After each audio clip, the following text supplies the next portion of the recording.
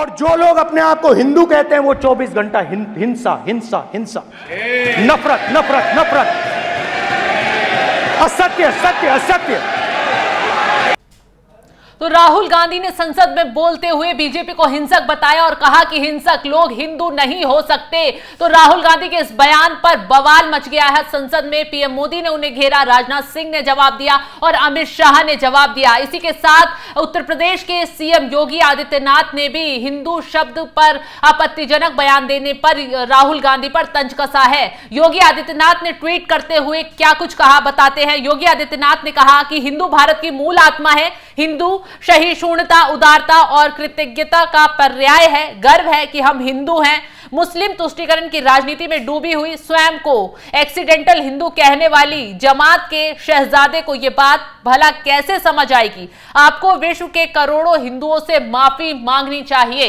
तो अभिषेक, जिस तरीके से अब योगी आदित्यनाथ ने अब राहुल गांधी पर तंज कसा है, चारों तरफ से बीजेपी नेताओं ने उन्हें घेर लिया है, क्योंकि यह कहना कि बीजेपी नेता हिंसक हैं और वो हिंदू नहीं हो सकते, तो वाकई वो हिंदुओं को टारगेट करने की कोशिश कर रहे थे। सबसे पहले राहुल गांधी ने कहा था कि हिंदू हिंदू हिंदू वो हिंसक होते हैं, हिंसक होते हैं, हिंसक होते हैं। हालांकि उन्होंने बाद में सफाई दी और उनकी बहन प्रियंका गांधी की भी सफाई आई कि उनका पर्याय जो था प्रधानमंत्री नरेंद्र मोदी और बीजेपी से था। और उन्होंने ये भी कहा कि मतलब सारा हिंदू जो है वो बीजेपी नहीं, सिर्फ बीजेपी ही हिंदू नहीं है, बीजेपी ही सिर्फ हिंदू नहीं है, हिंदू के साथ साथ उन्होंने सनातन के साथ साथ इस्लाम की भी बात की, क्रिश्चियन की भी बात की, तमाम तरीके की उन्होंने बातचीत की। लेकिन जिस तरीके का बयान राहुल गांधी ने दिया है नेता प्रतिपक्ष के तौर पर, पहली बार पहला दिन राहुल गांधी का सदन में था और ऐसा लगा राहुल गांधी जब बोल रहे थे और तमाम झूठे तथ्य राहुल गांधी जो सदन में दे रहे थे उन्हें सुनकर ऐसा लगा शबनम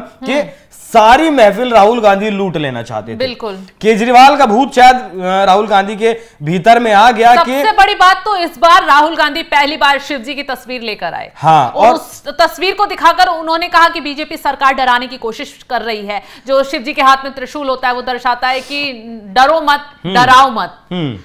यहां भी उन्होंने जो है ये संसद का जो संविधान है उसकी मर्यादा का पालन नहीं किया और इस तरीके के चित्र आप नहीं दिखा सकते। ओम बिरला ने भी उन्हें कई बार समझाया कि आप इस तरीके से चित्र मत दिखाइए, लेकिन इसके बावजूद भी राहुल गांधी नहीं माने। तो राहुल गांधी का जो ये बयान था वो उस पर फिलहाल बीजेपी फ्रंट फुट पर खेल रही है और बीजेपी का कहना है कि ये हिंदुओं को हिंसक बताया गया है। सुनिए एक बार इस पर योगी आदित्यनाथ ने क्या कुछ कहा। राहुल गांधी के दोनों बयान इस बात के प्रमाण है कि इनको सत्य से कोई वास्ता नहीं है। हमने लोकसभा चुनाव कैंपेन के दौरान भी देखा है, अनर्गल प्रलाप करके इन्होंने जिस प्रकार की गुमराह करने वाले वक्तव्य दिए थे, झूठे वक्तव्य दिए थे, संविधान का गला घोंटने वाले लोग,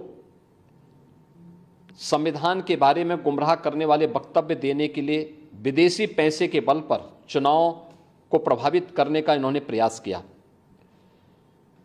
1 लाख रुपए के फर्जी बॉन्ड भरवा करके भारत की माताओं को, बहनों को इन्होंने गुमराह करने का कार्य किया। और आज जो बयान फिर से राहुल गांधी ने दिए हैं वे अत्यंत निंदनीय हैं और शर्मनाक भी। अयोध्या को उसकी पहचान से वंचित किसने किया था? क्या ये सच नहीं कि इंडी गठबंधन से जुड़े हुए लोग इसके लिए जिम्मेदार हैं?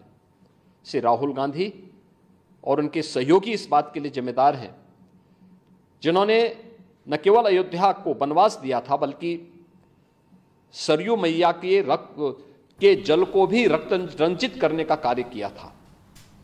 तो योगी आदित्यनाथ ने साफ शब्दों में कहा कि राहुल गांधी ने अयोध्या पर बयान देकर लोगों को गुमराह करने की कोशिश की है, हिंदुओं का अपमान करने की कोशिश की है। हालांकि राहुल गांधी के बयान पर अब प्रियंका गांधी सामने आई हैं, उन्होंने डैमेज कंट्रोल करने की कोशिश की है। प्रियंका गांधी का कहना है कि राहुल गांधी पूरे देश के हिंदुओं को टारगेट नहीं कर रहे थे, बल्कि उन्होंने टारगेट मोदी, अमित शाह, योगी आदित्यनाथ को किया है। तो अभिषेक, जिस तरीके से राहुल गांधी ने अयोध्या का पाठ आज पढ़ा संसद में और उन्होंने कुछ तथ्य रखे, क्या वो इस बात को लेकर क्या मैसेज ऐसा पहुंचाने की कोशिश कर रहे थे कि उनकी जवान फिसल गई और वो अलग ही उसमें चले गए? देखिए, राहुल गांधी जब भी बोलते हैं तो वो एक अलग एग्रेशन में चले जाते हैं, वो उस वाली फीलिंग में चले जाते हैं। फिर अहम ब्रह्मास्मि, वो जो एक डायलॉग है ना फिल्म में कि अपुन ही भगवान है, उस वाली जो सिचुएशन में राहुल गांधी चले जाते हैं। और यही आज संसद में हुआ। राहुल गांधी को लगा कि leader of opposition Rahul Gandhi हैं, इसीलिए उन्होंने जो है ओम बिरला साहब को कह दिया कि नरेंद्र मोदी जी से आप जो है झुककर मिलते हैं और मुझसे सीना तान कर मिलते हैं। उस पर ओम बिरला साहब ने भी जवाब दिया कि वो उम्र में बड़े हैं और मैं उनका सम्मान करता हूं, हमारे संस्कार ऐसे हैं, हम उम्र के साथ हम समानता के साथ मिलते हैं। तो राहुल गांधी का जो बयान था कि हिंदू हिंसक हैं, इस पर कांग्रेस पार्टी बुरी तरीके से फिलहाल शबनम घिरती हुई नजर आ रही है। हालांकि बीजेपी इस मुद्दे को कब तक भुनाएगी, कब तक इस बात को जो है मुद्दा बनाएगी? अब राहुल गांधी वाकई में सभी हिंदुओं को हिंसक कहना चाहते थे या फिर सिर्फ बीजेपी के नेताओं को या फिर पूरी बीजेपी को वो हिंसक पार्टी बता रहे थे? ये देखना होगा और देखना होगा कि आगे कहां तक ये मुद्दा बीजेपी इसको आगे लेकर जाती है। तो फिलहाल राहुल गांधी सिर्फ हिंदुओं के मुद्दे पर ही नहीं रुके, उन्होंने अग्निवीर योजना पर भी झूठ फैलाया, जो तुरंत ही राजनाथ सिंह ने उनका झूठ पकड़ लिया और कहा कि अग्निवीर योजना से शहीद हो रहे जवानों को भी मुआवजा दिया जा रहा है। तो इसी के साथ राहुल गांधी ने यह कहा कि ईडी सीबीआई उनके खिलाफ गलत मुकदमे दर्ज कर रही है, विपक्ष के नेताओं को जबरन जेल भेजा जा रहा है। हालांकि इस पर भी मोदी सरकार ने मुंह तोड़ जवाब दिया है और अब हिंदू के मुद्दे पर एक बार फिर राहुल गांधी की वजह से कांग्रेस बुरी तरह फंस गई है। तो चलिए जाते जाते आपको योगी आदित्यनाथ का पूरा बयान सुनवाते हैं, उन्होंने किस तरह राहुल गांधी को जवाब दिया और कांग्रेस की बोलती बंद कर दी है। कौन नहीं जानता है कि अयोध्या को उसकी पहचान से वंचित करने का कार्य आजादी के बाद से ही लगातार कांग्रेस करती रही। रामलला के मंदिर पर ताला लटकाने का काम किया था, हिंदुओं को पूजा करने से वंचित करने का काम कांग्रेस ने किया था। और आज जब अयोध्या अपने वैभव की पुनर्स्थापना के लिए फिर से पूरी दुनिया को अपनी ओर आकर्षित कर रही है, तो कांग्रेस कैसे इसको अच्छा मान सकती है? श्री राहुल गांधी का बयान झूठ का एक पुलंदा है। सच्चाई यह है, अयोध्या के अंदर 1733 करोड़ रुपए केवल मुआवजे के रूप में अयोध्या वासियों को प्रदेश सरकार ने उपलब्ध करवाए हैं। चाहे वह भक्ति पथ हो, राम पथ हो, जन्मभूमि पथ हो, चाहे वह एयरपोर्ट के निर्माण का हो, चाहे वह 14 कोसी परिक्रमा के मार्ग का हो, एक एक वहां के नागरिक को जिसके नाम पे जमीन थी, जिसके नाम पे दुकान थी, जिसके पास दुकान का पोजीशन था, उन्हें प्रॉपर कंपनसेशन दिया गया। प्रॉपर कंपनसेशन देने के साथ ही जो दुकानें थीं, जो अपने पीछे दुकान बना सकते थे, उनके लिए उस प्रकार की एफआईआर में छूट दी गई।